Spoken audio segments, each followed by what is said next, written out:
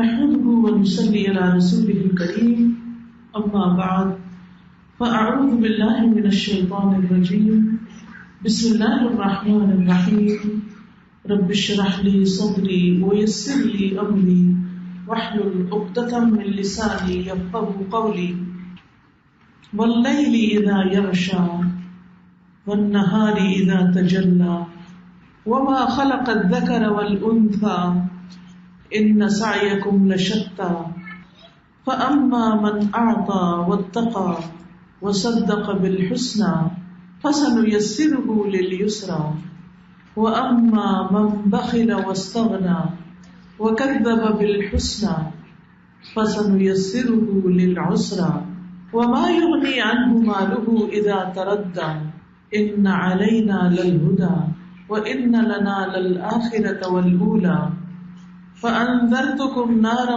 تلظى لا يصلاها إلا الأشقى الذي كذب وتولى وسيجنبها الأتقى الذي يؤتي ماله يتزكى وما لأحد عنده من نعمة تجزى إلا ابتغاء وجه ربه الأعلى ولسوف يرضى. قسم ہے رات کی جب وہ چھا جائے اور دن کی جب وہ روشن ہو جائے اور اس کی جو اس نے پیدا کیا نر اور مادہ مرد اور عورت. بے شک تمہاری کوشش یقیناً مختلف ہے بس لیکن وہ جس نے دیا اور نافرمانی سے بچا اور اس نے سب سے اچھی بات کو سچ مانا تو یقیناً ہم اسے آسان راستے کے لیے سہولت دیں گے. اور لیکن وہ جس نے بخل کیا اور بے پرواہی برتی اور اس نے سب سے اچھی بات کو جھٹلا دیا تو یقیناً ہم اسے مشکل راستے کے لیے سہولت دیں گے اور اس کا مال اس کے کسی کام نہ آئے گا جب وہ گڑھے میں گرے گا. بلا شبہ ہمارے ہی ذمہ یقیناً راستہ بتانا ہے اور بلا شبہ ہمارے ہی اختیار میں یقینی طور پر آخرت اور دنیا ہے. بس میں نے تمہیں ایک ایسی آگ سے ڈرا دیا جو شعلے مارتی ہے جس میں اس بڑے بدبخت کے سوا کوئی داخل نہ ہوگا جس نے جھٹلایا اور منہ موڑا اور عنقریب اس سے وہ بڑا پرہیزگار دور رکھا جائے گا جو اپنا مال اس لیے دیتا ہے کہ پاک ہو جائے حالانکہ اس کے ہاں کسی کا کوئی احسان نہیں ہے کہ اس کا بدلہ دیا جائے مگر وہ تو صرف اپنے رب کا چہرہ طلب کرنے کے لیے دیتا ہے جو سب سے بلند ہے اور یقیناً وہ ضرور اس سے راضی ہو جائے گا. یہ سورت قرآن پاک کی مختصر صورتوں میں سے ہے، بہترین صورتوں میں سے ہے اور اس میں ہمیں زندگی کی بہت بڑی حقیقت سمجھائی گئی ہے کائنات کی مثالیں دے کر. اللہ تعالیٰ فرماتے ہیں وَاللَّيْلِ إِذَا يَغْشَى وَالنَّهَارِ إِذَا تَجَلَّى.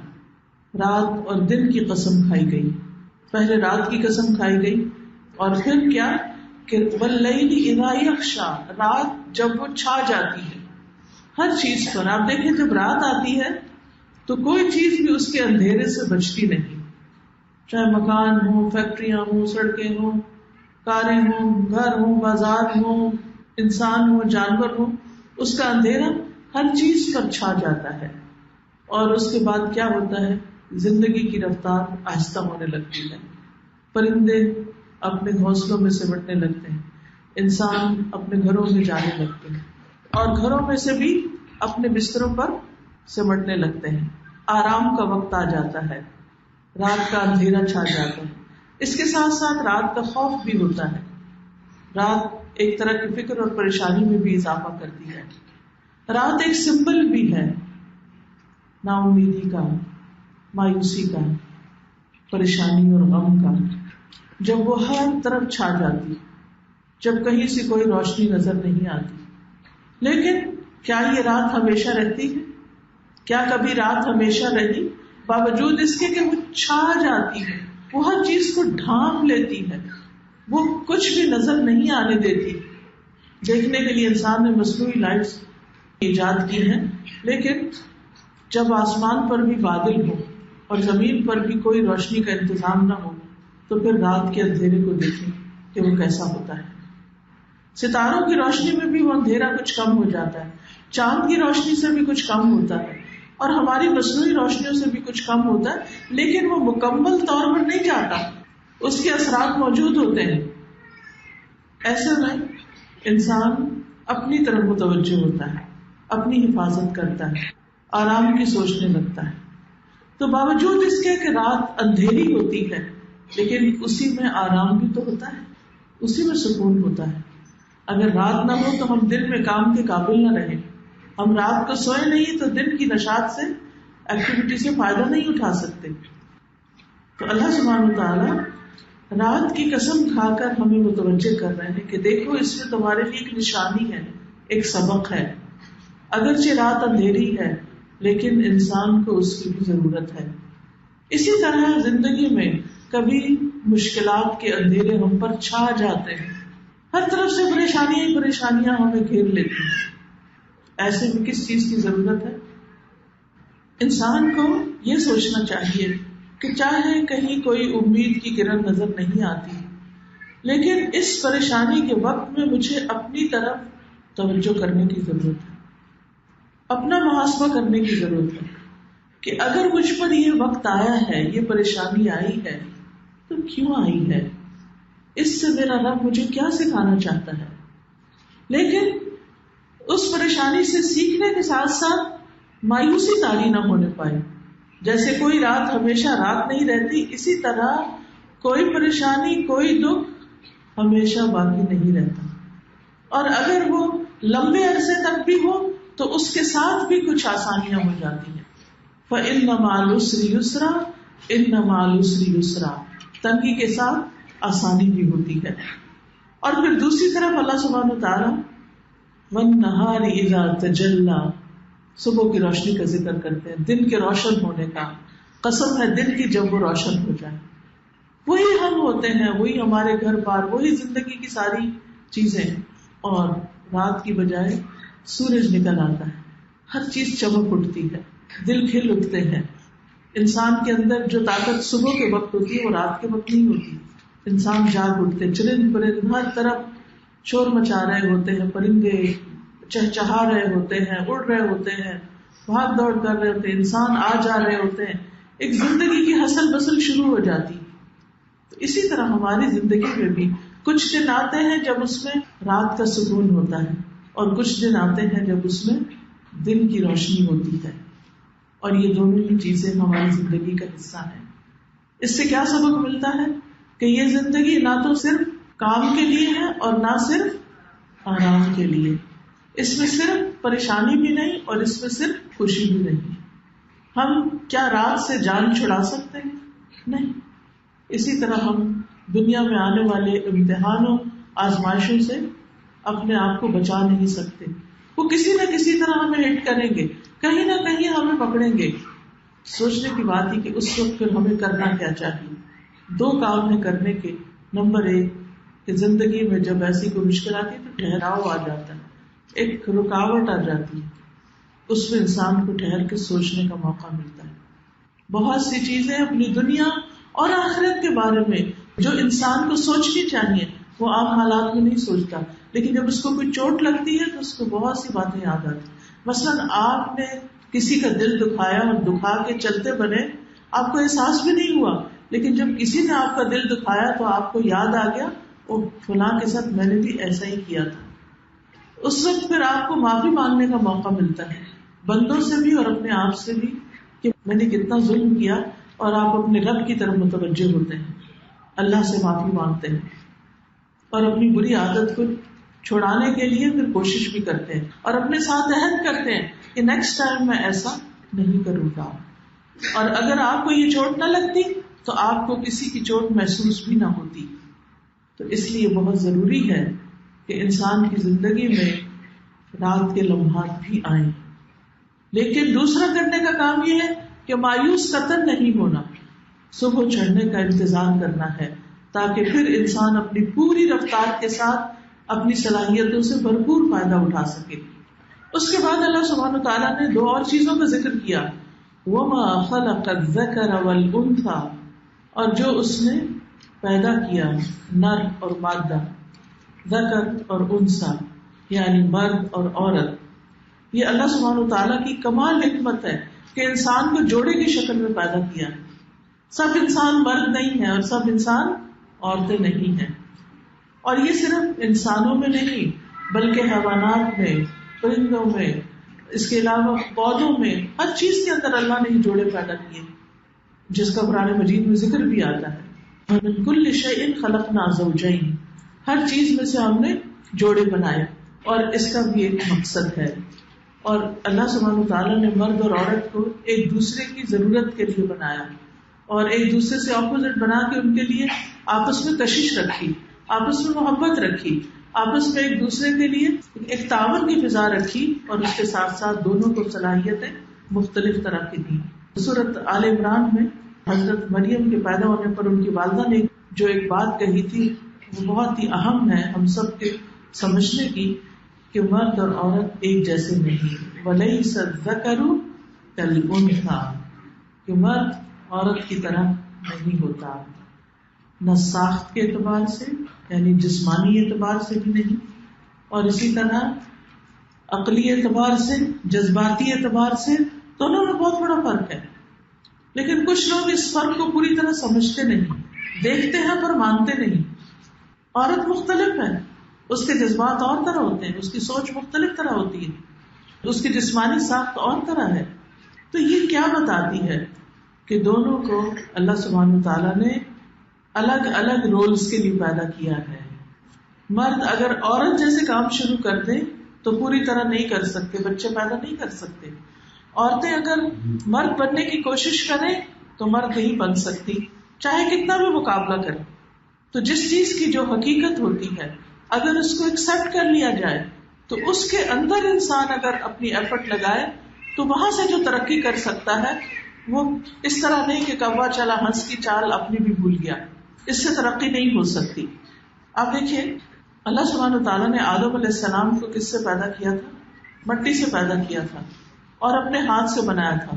حوا علیہ السلام کو کس سے پیدا کیا تھا؟ آدم علیہ السلام سے پیدا کیا تھا. اور کہاں سے پیدا کیا تھا؟ جی عورتیں پسلی سے پیدا کی گئی، سب سے پہلی والی پسلی سے، اور وہ سب سے زیادہ ٹیڑھی بھی ہوتی ہے. یہ عورت کا حسن ہے، یہ اس کا ناز و انداز ہے. یعنی خمدار کہنا چاہیے، ٹیڑھی سے ہمارا معاملہ کوئی منفی لفظ کا ہو جاتا ہے. جیسے آپ دیکھیں بھویں اگر خمدار ہو تو خوبصورت ہوتی ہے، کیا خیال ہے آپ کا؟ اور اگر وہ بالکل اسٹریٹ لگا دی جاتی تو پھر ہماری شکلیں کتنی بدل جاتی، ہم کچھ اور ہی لگتے. تو اللہ سبحانہ تعالیٰ نے عورت کے اندر ایک ناز و انداز رکھا، اس کے اندر ایک خم رکھا، اس کے اندر میں نہ مانوں والی بات رکھی. میری اس نے ماننا بھی ہوتا تو وہ کہتی میں نہ مانوں. تو یہ اس کا انداز ہے اور اس میں ایک خوبصورتی ہے. اگر وہ کہے ہاں ہاں ٹھیک ہے ٹھیک ہے ٹھیک ہے تو آپ دیکھیے کہ پھر وہ بات تو نہیں بنتی نا. تو وہ مرد کے ساتھ یا اپنے شوہر کے ساتھ جو ناز و انداز اختیار کرتی ہے یا اس سے روگردانی کسی کیفیت اس کے اندر ہوتی ہے تو یہ عورت کا ایک حسن ہے. پھر اسی طرح عورت میں مرد کے مقابلے میں عقل کم لیکن جذبات زیادہ رکھے گئے ہیں، کیونکہ بچوں کو پالنے کے لیے عقل سے زیادہ جذبات کی ضرورت ہے، محبت کی ضرورت ہے، ماں کی ممتا کی ضرورت ہے. اگر عورت کے اندر بہت زیادہ عقل رکھ دی جاتی تو وہ بچوں کو اٹھا کے کسی اور کو دے دیتی کہ یہ بہت مشکل کام ہے، مجھے نہیں کرنا. اول تو وہ بچہ پیدا ہی نہ کرتی، اس کو پیدا کرنے کی خواہش نہ ہوتی، اور پھر کر لیتی تو پھر دودھ نہ پلاتی، دودھ پلا لیتی تو اس کو پالنے کی مشقتیں نہ اٹھاتی. لیکن یہ سب کچھ کیوں کرتی ہے؟ کیونکہ اس کے اندر ایک ممتا رکھ دی گئی، اس کے اندر ایک محبت رکھ دی گئی. اسی لیے آپ دیکھیں جن عورتوں کے بچے نہیں ہوتے ان کو کتنا شوق ہوتا ہے، اور یہ ان کی فطرت میں بھی ہے. چھوٹی چھوٹی بچیاں بھی گڑیا لے کر کتنی خوش ہوتی ہیں، اور گڑیا کو کپڑے پہنانا اور گڑیا کو دودھ پلانا، تو یہ اس کی خوبصورتی ہے. پھر اسی طرح آپ دیکھیے کہ مردوں کے اندر بھی اللہ سبحانہ تعالیٰ نے کچھ صلاحیتیں رکھی ہیں، لیکن یاد رکھیے کہ کچھ معاملات ایسے ہیں کہ جس میں مرد اور عورت کے اندر بحیثیت انسان کے کوئی فرق نہیں ہے. کچھ کامن گراؤنڈز ہیں، کچھ میں مرد الگ صفات رکھتے ہیں، عورتیں الگ صفات رکھتی ہیں. لیکن یاد رکھیے کہ جس طرح رات اور دن ایک نہیں ہو سکتے، صبح کے کنارے پہ اور رات کے کنارے پہ دونوں ملتے ہیں لیکن پھر ان کی اپنی اپنی ایک آئیڈینٹی ہے.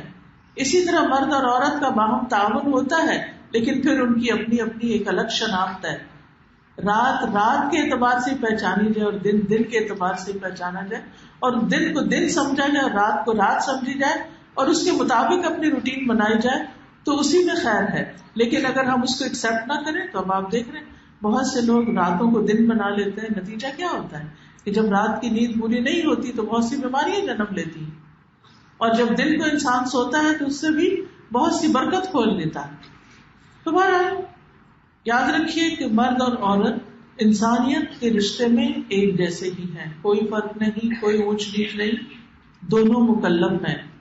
عبداللہ بن عمر سے روایت ہے کہ رسول اللہ صلی اللہ علیہ وسلم نے فرمایا, تم میں سے ہر کوئی نگران ہے, کلکم راعٍ وکلکم مسئول, تم میں سے ہر ایک نگران ہے اور ہر ایک سے سوال کیا جائے گا. آدمی اپنے گھر والوں پر نگران ہے اور اس سے اس کی رعیت کے بارے میں سوال ہوگا. عورت اپنے شوہر کے گھر کی نگران ہے اور اس سے اس کی رعیت کے بارے میں پوچھا جائے گا. پھر اسی طرح عبادات اور احکامات میں کوئی فرق نہیں. ان المسلمین والمسلمات والمؤمنین والمؤمنات والقانتین والقانتات والصادقین والصادقات والصابرین والصابرات والخاشعین والخاشعات والمتصدقین والمتصدقات والصائمین والصائمات والحافظین فروجہم والحافظات والذاکرین اللہ کثیرا والذاکرات اعد اللہ لهم مغفرۃ واجرا عظیما. یقیناً مسلمان مرد اور مسلمان عورتیں, مومن مرد اور مومن عورتیں, فرما بردار مرد اور فرما بردار عورتیں, سچ بولنے والے مرد, سچ بولنے والی عورتیں, صبر کرنے والے مرد اور صبر کرنے والی عورتیں, خشوع کرنے والے مرد, خشوع کرنے والی عورتیں, صدقہ دینے والے مرد اور صدقہ دینے والی عورتیں, روزہ رکھنے والے مرد اور روزہ رکھنے والی عورتیں, اپنی شرمگاہوں کی حفاظت کرنے والے مرد اور اپنی شرمگاہوں کی حفاظت کرنے والی عورتیں, اللہ کو کثرت سے یاد کرنے والے مرد اور اللہ کو کثرت سے یاد کرنے والی عورتیں, ان سب کے لیے اللہ نے بخشش اور بہت بڑا اجر تیار کر رکھا ہے. تو ان ساری صفات میں عورتیں مردوں کے برابر ہیں, بلکہ اگر زیادہ کریں تو ان سے بھی آگے نکل سکتی. اسی طرح نبی صلی اللہ علیہ وسلم نے فرمایا, انما النساء شقائق الرجال, کہ بے شک عورتیں بھی مردوں ہی کی طرح ہیں. شقائق, شقیقہ کہتے ہیں سگے بہن بھائی کو, یعنی جیسے سگے بہن بھائی ہونے میں سب ایکول رائٹس رکھتے ہیں ایک فیملی کے اندر, اسی طرح عورتیں اور مرد پوری دنیا جو ہے وہ ایک فیملی کی طرح ہے. آدم کی ساری اولاد, تو اس میں وہ ان کا درجہ برابر کا ہے. مرد کی طرح عورت کے بھی حقوق ہیں. وَلَهُنَّ مِثْلُ الَّذِي عَلَيْهِنَّ بِالْمَعْرُوفِ, اور ان عورتوں کے لیے بھی ایسا ہی حق ہے جیسے ان کے اوپر ذمہ داریاں ہیں. یعنی جس طرح ان کے یعنی کہ رائٹس ہیں, اسی طرح ان کے ڈیوٹیز بھی ہیں. یعنی مردوں کی طرح عورتوں کے بھی رائٹس ہیں اور ان کی ڈیوٹیز بھی ہیں. دونوں سے پاکیزہ زندگی کا وعدہ کیا گیا ہے. من عمل صالحا من ذکر او انثی وهو مؤمن, جو بھی نیک کام کرے چاہے مرد ہو یا عورت ہو اور وہ مومن ہو, فَلَنُحْيِيَنَّهُ حَيَاةً طَيِّبَةً, ہم یقیناً اسے پاکیزہ زندگی بسر کرائیں گے. یعنی دونوں کے لیے خوشخبری ہے, دونوں کے اجر میں کوئی فرق نہیں جو بھی نیک کام کرے. فَاسْتَجَابَ لَهُمْ رَبُّهُمْ أَنِّي لَا أُضِيعُ عَمَلَ عَامِلٍ مِّنكُم مِّن ذَكَرٍ أَوْ أُنثَىٰ بَعْضُكُم مِّن بَعْضٍ, تو ان کے رب نے ان کی دعا قبول کر لی کہ بے شک میں تم میں سے کسی کا عمل ضائع کرنے والا نہیں ہوں, خواہ مرد ہو یا عورت ہو, تمہارا باز سے ہے. دونوں سے جنت کا وعدہ ہے. وَمَنْ عَمِلَ صَالِحًا مِّن ذَكَرٍ أَوْ أُنثَىٰ وَهُوَ مُؤْمِنٌ فَأُولَٰئِكَ يَدْخُلُونَ الْجَنَّةَ وَيُرْزَقُونَ فِيهَا بِغَيْرِ حِسَابٍ, جو نیک عمل کرے گا خواہ مرد ہو یا عورت, بشرطے کہ وہ مومن ہو, تو ایسے لوگ جنت میں جائیں گے, وہاں انہیں بے حساب رزق دیا جائے گا. بے حساب. دنیا میں انسان کی بڑی خواہش ہوتی ہے کہ میرے پاس اتنا ہو کہ گن نہ سکوں. ہر انسان کی خواہش کیا کہ کتنا رزق ہو, کتنی دولت ہو, کتنی ضرورت سے زائد. یعنی ہم اپنے گھروں میں جب گروسری کر کے لاتے ہیں تو اتنی تھوڑی لاتے ہیں جو ضرورت ہوتی, گن کے تو نہیں لاتے, تھوڑا سا اور ایکسٹرا, تھوڑا سا اور ایکسٹرا. یہ ہمارے اندر ایک فطرت ہے ہماری کہ ہم صرف اپنی نیڈس پر راضی نہیں ہوتے, ہماری وانٹس بہت ساری ہوتی ہیں جن کے لیے ہم اسٹرگل کرتے رہتے ہیں. بہرحال دونوں سے ہی جنت کا وعدہ ہے. پھر نیک عورتوں کی تعریف کی گئی, فالصالحات قانتات حافظات للغیب بما حفظ اللہ. قرآن مجید میں نیک عورتوں کا خاص طور پر ذکر کیا گیا کون کون سی نیک عورتیں ہیں جن کا ذکر قرآن میں آیا ہے؟ حضرت مریم، حضرت آسیہ کا امرات فرعون، اور حضرت عائشہ کا نام نہیں لیا گیا لیکن ان کے بارے میں آیات نازل ہوئی. ٹھیک ہے. اسی طرح امرات عمران، ٹھیک ہے، حضرت مریم کا ذکر تو ہے لیکن امرات عمران بھی، حضرت ہاجرہ، حضرت موسیٰ علیہ السلام کی والدہ، حضرت موسیٰ علیہ السلام کی بہن. جی، تو بہت سی خواتین کا ذکر قرآن مجید میں آیا ہے اور ان کی اللہ تعالیٰ نے تعریف بھی کی ہے. لیکن کچھ معاملات ایسے ہیں کہ جس میں عورت کا درجہ مرد سے زیادہ بھی ہے. وہ کون سی حیثیت ہے؟ ماں کی. Very good. اور قرآن مجید میں خاص طور پر ماں کی تکلیف کا ذکر کیا گیا ہے اور تکلیف کا ذکر کر کے ماں کے ساتھ احسان کا حکم دیا گیا. حملتہ امہ وہنا علی وہن، کہ اس کی ماں نے اسے کمزوری پہ کمزوری سہتے ہوئے اپنے پیٹ میں اٹھائے رکھا اور 2 سال اس کے دودھ چھڑانے میں لگے. اور وہ حدیث مشہور یاد ہے، ایک شخص آیا اور اس نے کہا سب سے اچھا سلوک کس سے کرو؟ تو آپ نے فرمایا اپنی ماں سے، اپنی ماں سے، اپنی ماں سے، پھر باپ سے. بیٹیوں کی حیثیت میں فرمایا گیا کہ جس کے پاس 2 بیٹیاں ہوں اور وہ اس کے پاس رہے اور ان سے اچھا سلوک کرے، ان دونوں کی وجہ سے وہ جنت میں داخل کیا جائے. اور پھر 3 کا بھی ذکر آتا ہے.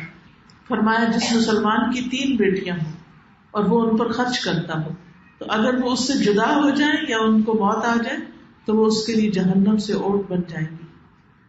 ایک عورت نے آپ سے پوچھا کیا 2 بیٹیاں بھی؟ فرمایا ہاں 2 بیٹیاں بھی.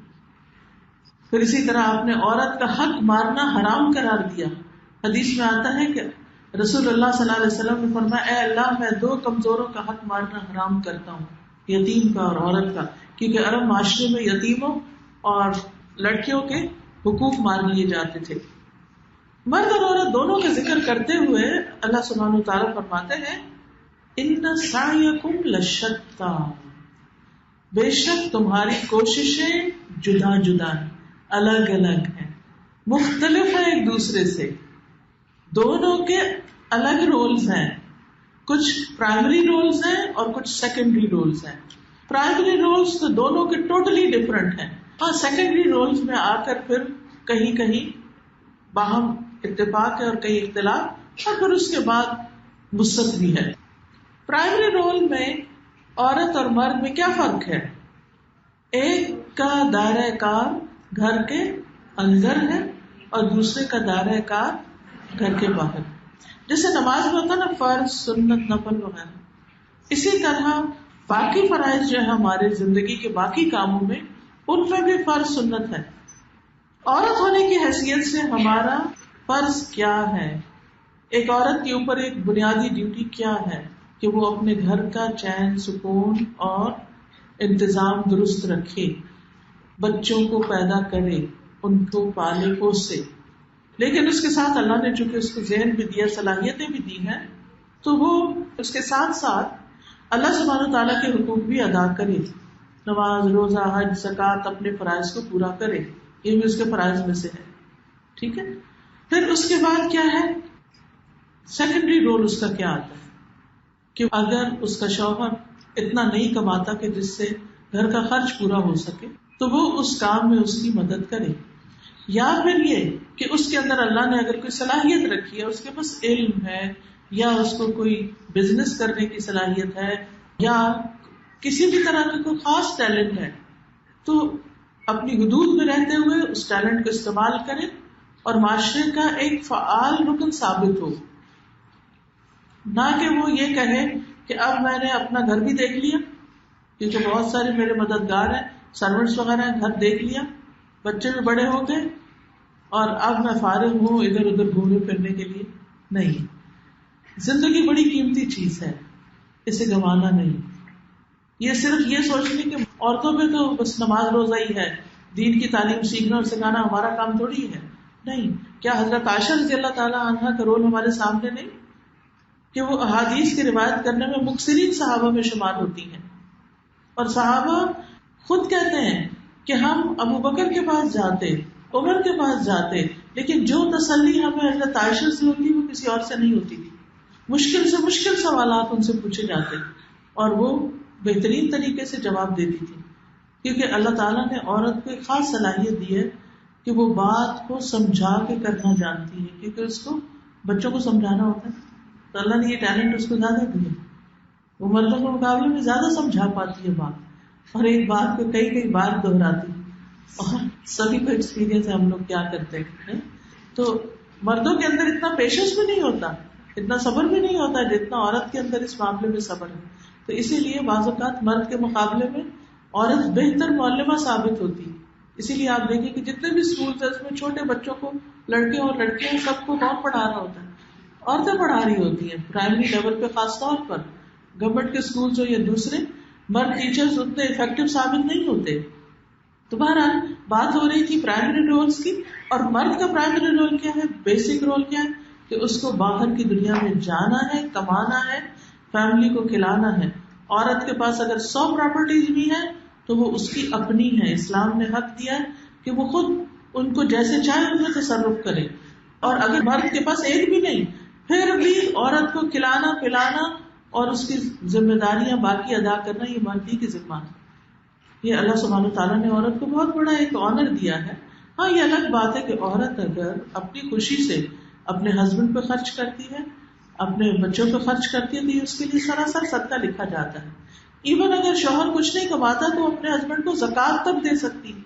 یہاں تک ہے اسلام میں، یعنی عورت باہر دینے سے پہلے اگر ہسبینڈ فقیر ہے، ضرورت مند ہے، محتاج ہے، تو اپنی زکوٰۃ پہلے اس کو دے تاکہ وہ اپنی بنیادی ذمہ داریاں پوری کر سکے.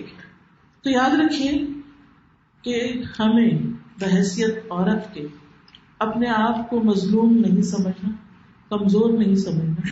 اپنے آپ کو پہچاننا ہے، پہچان کر اپنی قابلیت بڑھانی ہے، آگے بڑھنا ہے، محنت کرنا ہے، وقت کو ضائع نہیں کرنا، اور پھر خصوصاً آخرت کے مقابلے میں بلند درجات کی تمنا کرنی ہے. جیسے قرآن مجید میں آتا ہے ثم اورثنا الكتاب الذين اصطفينا من عبادنا فمنهم ظالم لنفسه ومنهم مقتصد ومنهم سابق بالخيرات بإذن الله ذلك هو الفضل الكبير جنات عدن يدخلونها يحلون فيها من أساور من ذهب ولؤلؤا ولباسهم فيها حرير. پھر ہم نے اس کتاب کے وارث اپنے وہ بندے بنائے جنہیں ہم نے چن لیا. اب اس میں عورت مرد کی کوئی تخصیص نہیں. پھر ان میں سے کوئی اپنے اوپر ظلم کرنے والا ہے، اور ان میں سے کوئی درمیانہ چال چلنے والا ہے، اور ان میں سے کوئی نیکیوں میں آگے نکل جانے والا ہے. تو ہمیں ہمیشہ تمنا کرنی چاہیے کہ آخرت کے اعتبار سے ہم نیکیوں میں خوب دوڑ لگانے والے ہوں اللہ کے حکم سے. یہی بہت بڑا فضل ہے. ہمیشگی کے باغات جن میں وہ داخل ہوں گے، انہیں ان میں سونے کے کنگن اور موتی پہنائے جائیں گے، اور ان کا لباس اس میں ریشم کا ہوگا.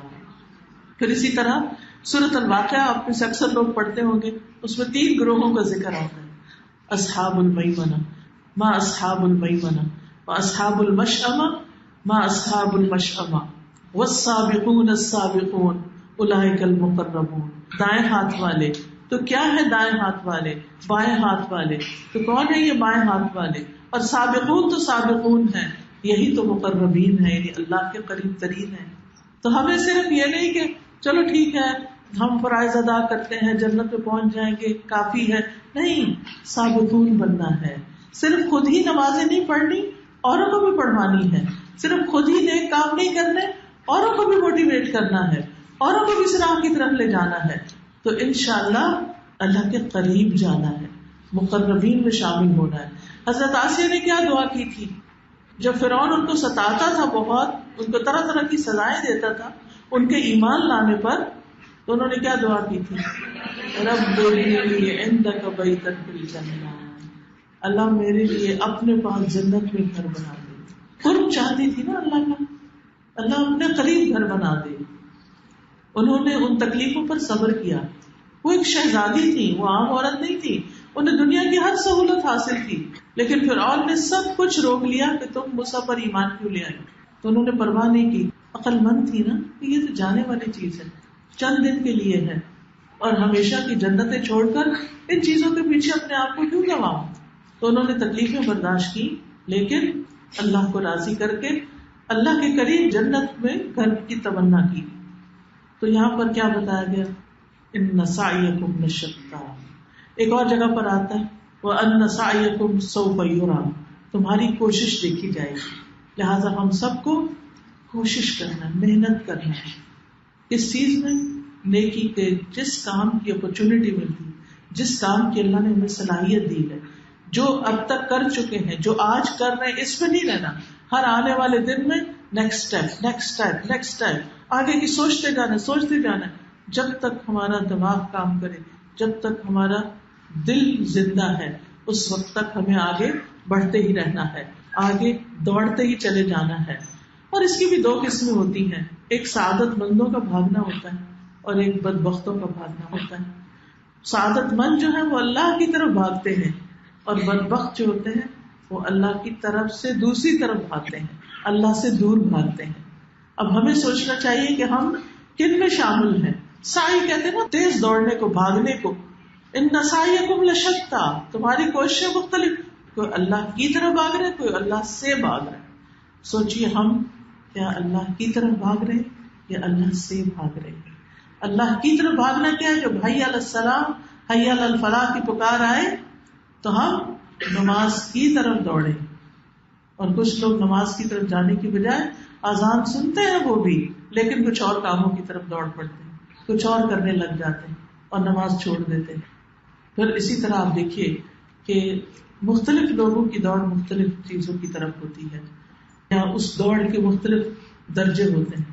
جو اولمپکس ہوتے ہیں اس میں جو دوڑ کے مقابلے ہو رہے ہوتے ہیں، کبھی آپ نے دیکھے کہ اس میں فرسٹ، سیکنڈ، تھرڈ مختلف طرح کے لوگ دوڑ رہے ہوتے ہیں. جب وہ دوڑ رہے ہوتے ہیں تو ان کی دوڑ کیسی ہوتی ہے، کس طرح دوڑتے ہیں؟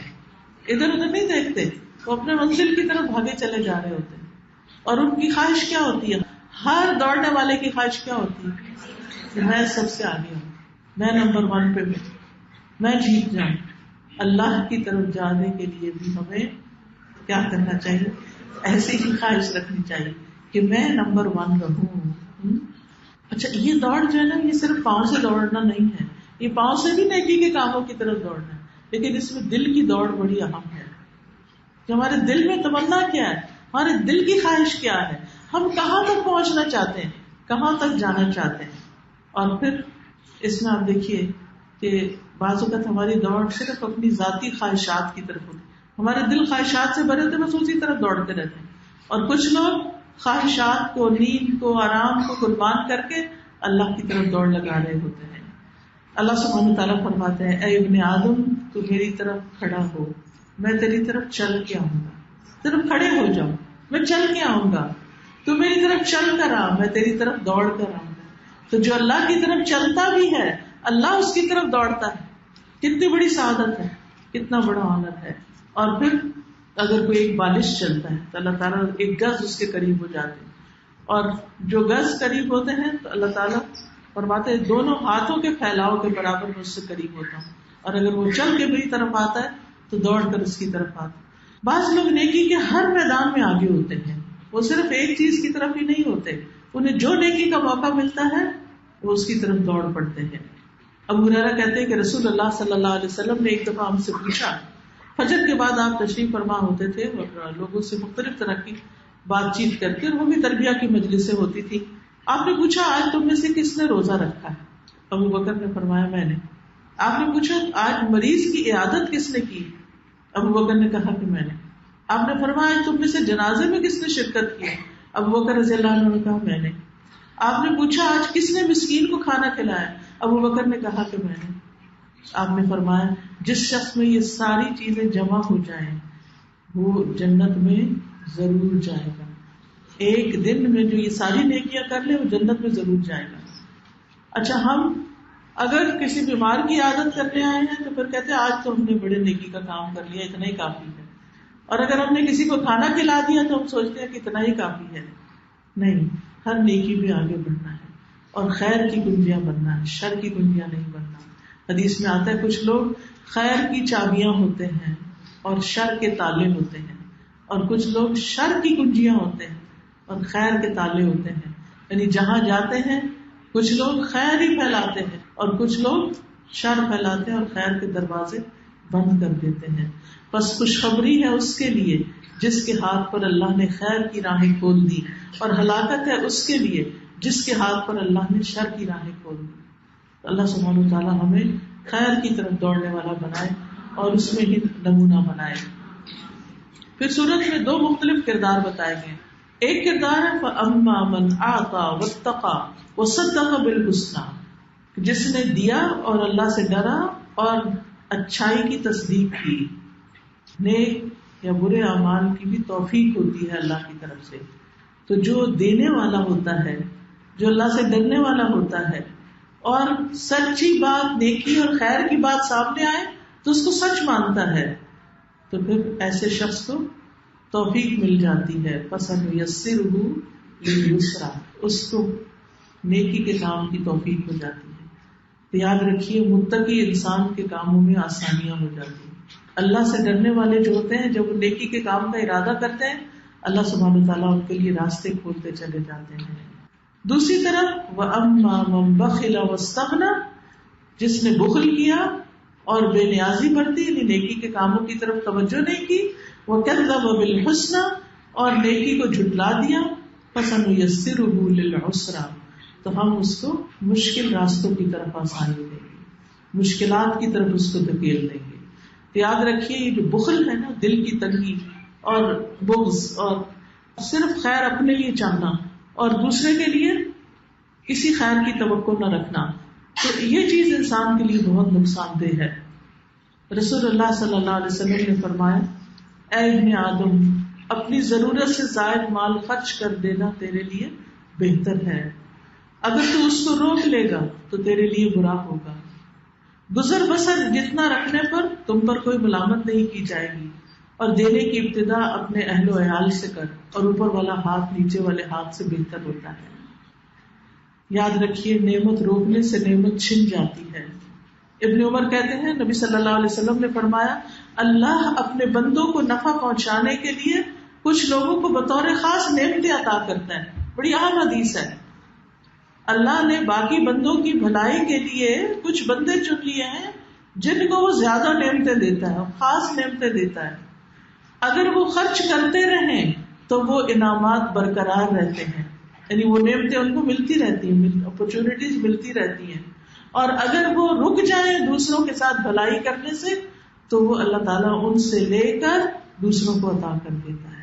تو نعمتوں کی حفاظت کا ذریعہ کیا ہے کہ ہم خیر اور بھلائی کے کاموں کو کرتے چلے جائیں جو اللہ ہم سے کرواتا ہے. اور کچھ لوگوں کے دل میں شیطان کیا ڈالتا ہے، ایسے لوگ تمہیں یوز کر رہے ہیں، تم سے ہر کام نکلواتے ہیں، تم ہی کو ہر کام کہتے ہیں. سوچنا چاہیے کہ آپ ہی کو کیوں موقع مل رہا ہے پھر وہی کام کرنے کا. یہ اللہ کی خاص عنایت ہے، توفیق ہے. فَسَنُيَسِّرُهُ لِلْيُسْرَىٰ ہے، ورنہ تو انسان کے لیے برائیوں کے راستے بھی آسان ہو سکتے ہیں. اور پھر یہ بتا دیا گیا کہ وَمَا يُغْنِي عَنْهُ مَالُهُ إِذَا تَرَدَّىٰ، کہ انسان کا مال اس کو فائدہ نہیں دے گا جب وہ خود ہلاک ہو جائے گا. جہنم میں جانے تک، مرنے کے وقت مال کام نہیں آتا. پھر فرمایا إِنَّ عَلَيْنَا لَلْهُدَىٰ، بے شک ہدایت ہماری ذمہ ہے. یاد رکھیے ہدایت کی 2 قسمیں ہوتی ہیں، ایک ہدایت توفیق ہوتی ہے اور اس پر اللہ کے سوا کوئی بھی قادر نہیں کہ اللہ تعالیٰ کسی کو ہدایت کی توفیق عطا کرے. اور دوسری ہدایت ارشاد ہوتی ہے کہ راستہ دکھانے کی ہدایت، اور یہ بھی اللہ ہی کی طرف سے ہوتی ہے. اور یہ مخلوق کی طرف سے بھی ہوتی ہے کہ پیغمبر لوگوں کو راہ بتاتے ہیں، نیک لوگ علماء وغیرہ لوگوں کو ڈائریکشن دیتے ہیں. توفیق اللہ دیتا ہے اور راستے لوگ بتاتے ہیں، نیکی کے راستے. تو اللہ سبحانہ وتعالیٰ ہمیں ان لوگوں میں شامل کر لے کہ جو لوگوں کو خیر اور بھلائی کی طرف لے جانے والے بن جائیں. لیکن اصل ہدایت تو اللہ ہی کے ہاتھ میں ہے. اِنَّ هُدَى اللَّهِ هُوَ الْهُدَىٰ. انبیاء رہنمائی کر سکتے ہیں، بول کے ہدایت نہیں ملا سکتے کسی کو، نہ اپنے بچوں کو نہ کسی اور کو. اللہ سبحانہ وتعالیٰ نے نبی صلی اللہ علیہ وسلم سے فرمایا تھا إِنَّكَ لَا تَهْدِي مَنْ أَحْبَبْتَ، جس سے آپ محبت رکھتے ہیں اس کو آپ ہدایت نہیں دے سکتے. وَإِنَّ لَنَا لَلْآخِرَةَ وَالْأُولَىٰ، آخرت اور دنیا ہمارے ہی لیے ہے. یاد رکھیے آخرت ہی اصل دار القرار ہے، اصل گھر ہے. دنیا عارضی مقام ہے، وقتی گھر ہے. عقل مند وہ ہے جو آخرت کے گھر کو سجا لے، بنا لے. فَأَنذَرْتُكُمْ نَارًا تَلَظَّىٰ، میں نے تم کو ڈرایا آگ کی لپٹ سے. آگ کی وہ لپٹ جس کے بارے میں دوسری جگہوں پر آتا ہے کہ وہ چہروں کو جلس دے گی, کھال ادھیڑ دے گی.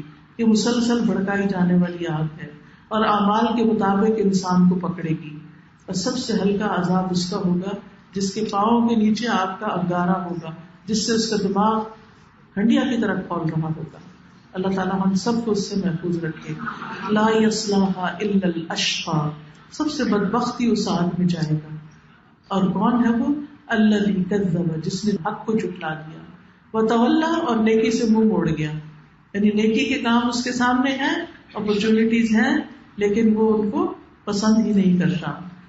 وَسَيُجَنَّبُهَا الْأَتْقَى, اور سب سے زیادہ اللہ سے ڈرنے والا اس سے بچا لیا جائے گا. الَّذِي يُؤْتِي مَالَهُ يَتَزَكَّى, وہ مال اس لیے دیتا ہے کہ پاک ہو جائے, اپنے آپ کو گناہوں سے پاک کرنے کے لیے, خود کو جہنم کی آگ سے آزاد کرنے کے لیے, کیونکہ مال دینے میں خیر ہے اور روکنے میں شر ہے. پھر دوسروں پر خرچ کرنے والے ہر مال پر اجر ہے, چاہے آپ کسی بھی طرح کسی کی مدد کرتے ہیں, کھلاتے ہیں, پلاتے ہیں, پہناتے ہیں, تعلیم دیتے ہیں, کچھ بھی کرتے ہیں, آپ کے لیے فائدہ ہی فائدہ ہے. چاہے آپ اپنے گھر والوں پہ خرچ کرتے ہیں. وَمِمَّا رَزَقْنَاهُمْ يُنْفِقُونَ, نبی صلی اللہ علیہ وسلم نے فرمایا افضل دینار وہ ہے جو آدمی اپنے اہل و عیال پہ خرچ کرتا ہے, بیوی بچوں کی ضرورت پوری کرتا ہے. پھر وہ جس کو اللہ کے راستے میں اپنے جانور پر خرچ کرتا ہے, اور آج کل تو گاڑیاں وغیرہ, یعنی دین کے کام میں نکلنے کے لیے اپنا پیٹرول اور اپنا کرایہ جو دیتا ہے. اور وہ دینار جو اپنے ساتھیوں پر اللہ کے راستے میں خرچ کرتا ہے. آپ دیکھیے اللہ کے راستے میں آپ کے جو دوست ہوتے ہیں, دین کے دوست, ان پر جو آپ مال خرچ کرتے ہیں, ان کو کھلانے پلانے یا کسی بھی طرح, وہ بھی بہترین دینار ہے. ابو قلابہ نے کہا آپ نے عیال سے شروع کیا. پھر ابو قلابہ نے کہا اس سے بڑھ کر کس آدمی کا ثواب ہے جو چھوٹے بچوں پہ خرچ کرتا ہے اور ان کو سوال کی ذلت سے بچاتا ہے, یا اللہ اس کے ذریعے ان کو فائدہ پہنچاتا ہے اور غنی کر دیتا ہے. تو یاد رکھیے اپنے آپ کو آگ سے بچانے کے لیے مال خرچ کرنا چاہیے.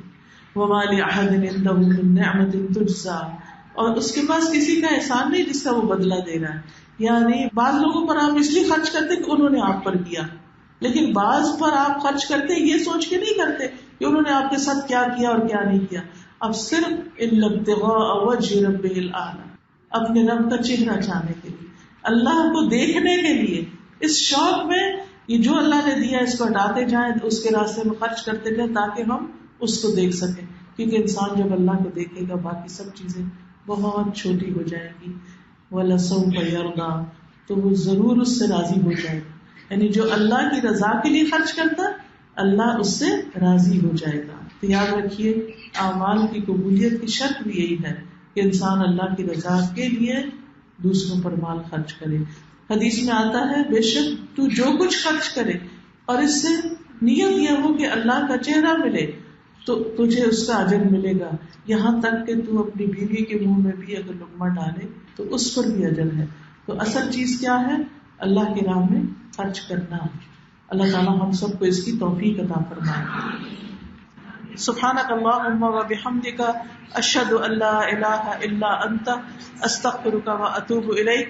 السلام علیکم و رحمۃ اللہ وبرکاتہ.